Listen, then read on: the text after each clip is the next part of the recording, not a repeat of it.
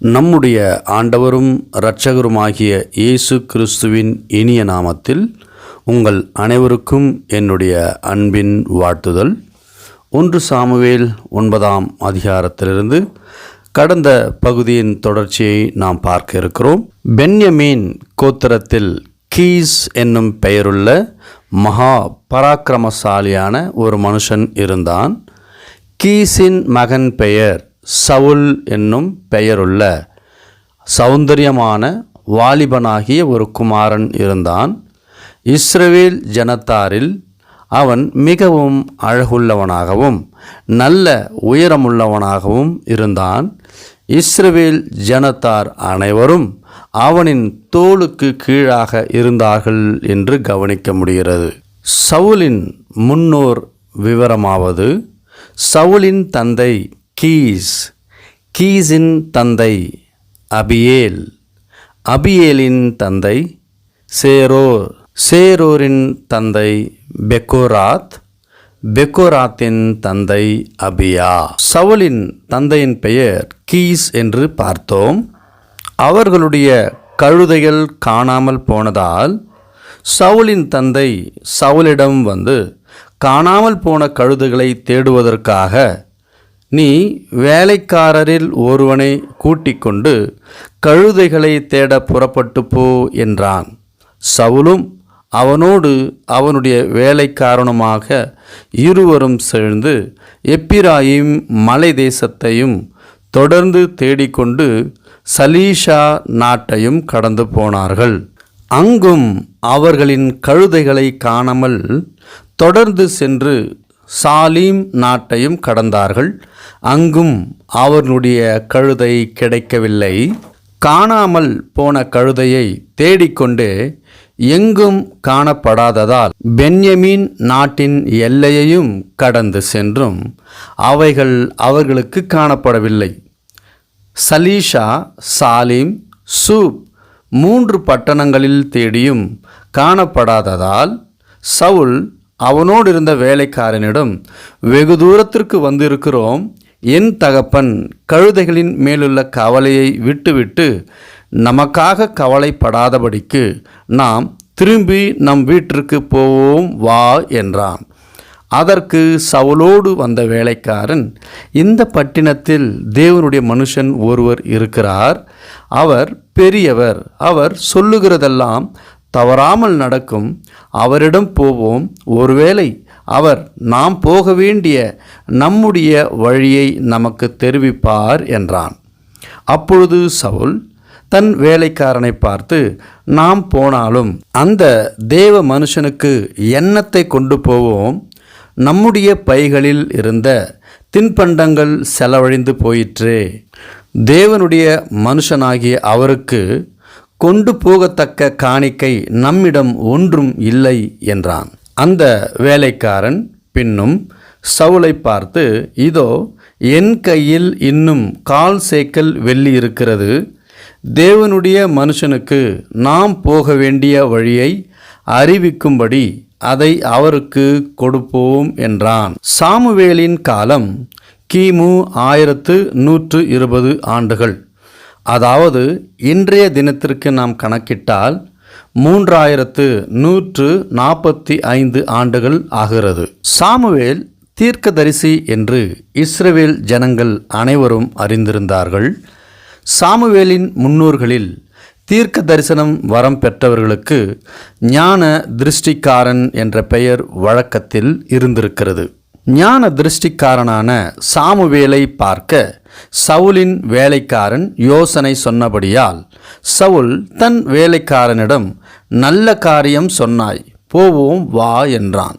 அப்படியே அவர்கள் இருவரும் சாமுவேல் இருந்த இடத்தை நோக்கி பயணப்பட்டார்கள். மலை தேசமானபடியால் தாழ இடத்திலிருந்து மேட்டின் வழியாக ஏறுகிற பொழுது தண்ணீர் மொண்டு கொண்டு செல்லத்தக்கதாக குடங்களோடு பெண்கள் அவர்களுக்கு எதிர்கொண்டு வீதியில் வந்து கொண்டிருந்தார்கள். அந்த பெண்களிடம், ஞான திருஷ்டிக்காரன் இங்கே இருக்கிறாரா என்று கேட்டார்கள். அதற்கு அந்த பெண்கள், இருக்கிறார், இதோ உங்களுக்கு எதிரான திசையில் இருக்கிறார், சீக்கிரமாக நடந்து செல்லுங்கள். இன்றைய தினம் ஜனங்கள் மேடையில் பலியிட இருக்கிறபடியால் இன்றைய தினம் பட்டினத்திற்கு வந்து இருக்கிறார். நீங்கள் பட்டினத்திற்குள் நுழைந்தவுடன் அங்கே மேடையின் மேல் போஜனம் பண்ணப்போகிறதற்கு முன்னே அவரை காண்பீர்கள். அவர் வரும் வரை யாரும் போஜனம் பண்ண மாட்டார்கள். பலிபீடத்தை அவர் ஆசீர்வதிப்பார். பிறகு அழைக்கப்பட்டவர்கள் போஜனம் பண்ணுவார்கள். உடனே போங்கள், இந்நேரத்தில் அவரை கண்டு கொள்ளலாம் என்றார்கள். இவர்கள் இருவரும் வேகமாக பட்டினத்திற்குள் போய் பட்டினத்தின் நடுவே சேர்ந்தபொழுது சாமுவேல் மேடையின் மேல் ஏறி போகிறதற்காக அவர்களுக்கு எதிரே புறப்பட்டு வந்தான். சவுலின் வருகையை கர்த்தர் ஏற்கனவே சாமுவேலிடம் வெளிப்படுத்தியிருக்கிறார். அது என்ன என்றால், நாளை இந்நேரத்திற்கு பென்யமீன் நாட்டானாகிய ஒரு மனுஷனை உன்னிடத்தில் அனுப்புவேன். அவனை என் ஜனமாகிய இஸ்ரவேலின் மேல் அதிபதியாக அபிஷேகம் பண்ணக்கடவாய். அவன் என் ஜனத்தை பெலிஸ்தரின் கைக்கு நீங்களாக்கி ரட்சிப்பான். என் ஜனங்கள் முறையிடுதல் அவர்கள் என்னிடம் முறையிட்டதால் அவர்கள் வேண்டுதல் என்னிடத்தில் எட்டினபடியால் நான் அவர்களை கடாட்சித்தேன் என்று வெளிப்படுத்தியிருந்தார். சவுல் வர ஒரு நாளுக்கு முன்னே கர்த்தர் சாமுவேலின் காது கேட்க சொல்லியிருந்தார். சாமுவேல் சவுலை கண்டபோது கர்த்தர் அவனிடத்தில், இதோ நான் உனக்கு சொல்லியிருந்த மனுஷன் இவனே, இவன்தான் என் ஜனத்தை ஆளுவான் என்றார். இதற்கிடையில் சவுல் நடுவாசலில் வந்து நின்று சாமுவேலிடம், ஞான திருஷ்டிக்காரன் வீடு எங்கே சொல்லும் என்று கேட்டான். சாமுவேல், ஞான திருஷ்டிக்காரன் நான் தான். நீ எனக்கு முன்னே மேடையில் ஏறிப்போ. நீங்கள் இன்றைக்கு என்னோடு போஜனம் பண்ண வேண்டும். நாளை காலையில் நான் உன் இருதயத்தில் உள்ளது எல்லாவற்றையும் உனக்கு அறிவித்து உன்னை அனுப்பிவிடுவேன் என்றான். மேலும் சாமுவேல் சவுலை பார்த்து, 3 நாளுக்கு முன்னே காணாமல் போன கழுதைகளை பற்றி இனி கவலைப்பட வேண்டாம், அவைகள் அகப்பட்டு விட்டது. இதற்கெல்லாம் மேலாக இஸ்ரவேல் யாரை தேடுகிறது?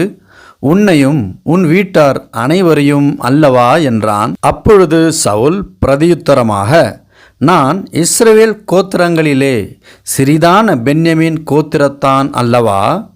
பென்யமீன் கோத்திரத்து குடும்பங்களிலெல்லாம் என் குடும்பம் அற்பமானது அல்லவா?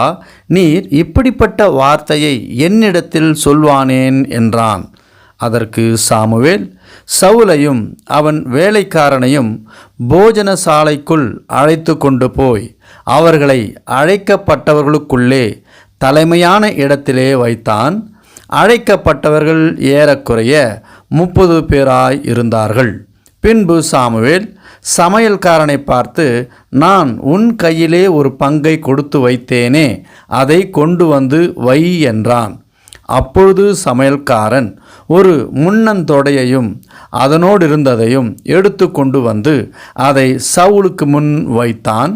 அப்பொழுது சாமுவேல், இதோ இது உனக்கென்று வைக்கப்பட்டது, இதை உனக்கு முன்பாக வைத்து சாப்பிடு.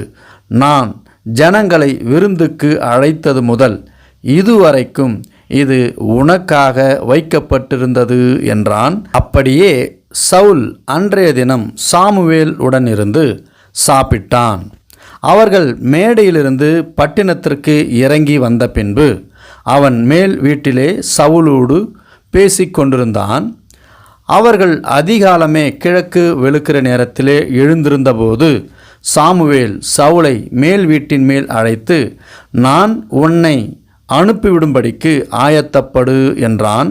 சவுல் ஆயத்தப்பட்ட போது அவனும் சாமுவேலும் இருவருமாக வெளியே புறப்பட்டார்கள். அவர்கள் பட்டினத்தின் கடைசி மட்டும் இறங்கி வந்தபோது சாமுவேல் சவுலை பார்த்து, வேலைக்காரனை நமக்கு முன்னே நடந்து போக சொல் என்றான். அப்படியே அவன் நடந்து போனான்.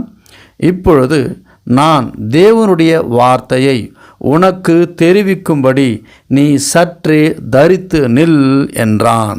தேவன் ஒருவனை முன்குறித்தார் என்றால் அதாவது ஒருவனை தனக்காக பயன்படுத்த தெரிந்து கொண்டார் என்றால் அந்த மனுஷனின் நிலை முழுமையாக மாறிவிடுகிறது. கழுதைகள் காணாமல் போனதால் தேடிக்கொண்டு வந்த சவுலுக்கு இஸ்ரவேல் ஜனத்தாருக்கு ராஜாவாக முன் குறித்திருக்கிறார். அதன் தொடர்ச்சியை அடுத்த பதிவில் பார்ப்போம். அதுவரை உங்களிடமிருந்து விடைபெறுகிறேன். கர்த்தருடைய நாமம் மகிமைப்படுவதாக. ஆமென்.